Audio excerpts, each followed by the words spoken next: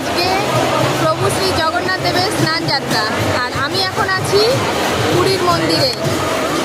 তো এখনও ভগবানের স্নান যাত্রা শুরু হয়নি, ভগবানকে বাইরে বার করেছে, ফুল টুল দিয়ে সাজিয়েছে, এখনও দেরি আছে। এখন সবে বাজে 11:30, 12টা থেকে ভগবানের স্নান যাত্রা শুরু হবে। দেখো এই স্নান যাত্রায় ভক্তদের ভিড়,